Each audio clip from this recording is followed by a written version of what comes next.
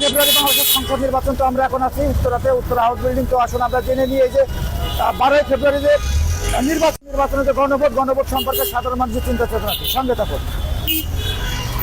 তো প্রিয় দর্শক, আমরা জানার চেষ্টা করব 12ই ফেব্রুয়ারি যে বাংলাদেশের নির্বাচন, আপনি জানেন বাংলাদেশের নির্বাচন হবে 12ই ফেব্রুয়ারি, এটা কি জানেন? এখানে যে গণভোট আছে, হ্যাঁ বা কি না ভোট, এটা জানেন? হ্যাঁ ভোট বা না ভোট আছে, এটা কি জানেন? আসুন আমরা জেনে নিই সাধারণ মানুষ তাদের চিন্তা চেতনা কি। 12ই ফেব্রুয়ারি যে বাংলাদেশের নির্বাচন, এটা জানেন নাকি? বাংলাদেশের নির্বাচন হবে 12ই ফেব্রুয়ারি। জানি। তো এখানে গণভোট আছে, হ্যাঁ বা না ভোট, এটা জানেন নাকি? যে গণভোট আছে, হ্যাঁ বা না ভোট, এটা জানেন আপনি?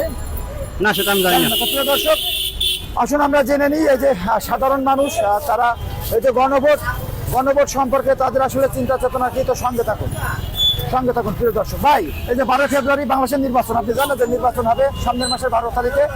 এখানে যে গণভোট আছে, হ্যাঁ বা না ভোট, এটা জানেন আপনি? তো আপনি কোন দিকে আছেন, হাতে না নাতে?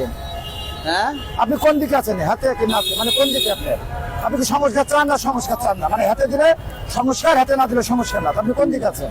হ্যাঁ, হাতে আছেন না? তো প্রিয় দর্শক, আসুন আমরা জেনে নিই সাধারণ মানুষ আসলে এই যে সাধারণ মানুষ তারা কি বলে।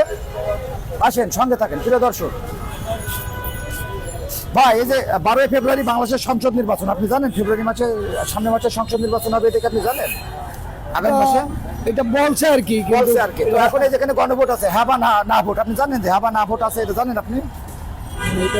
তো প্রিয় দর্শক, সারা বাংলাদেশের পাবলিক অপিনিয়ন জানতে হলে আমাদের সঙ্গে থাকুন। এই যে 12ই ফেব্রুয়ারি যে গণভোটের সাধারণ মানুষের চিন্তা চেতনা কি, সঙ্গে থাকুন।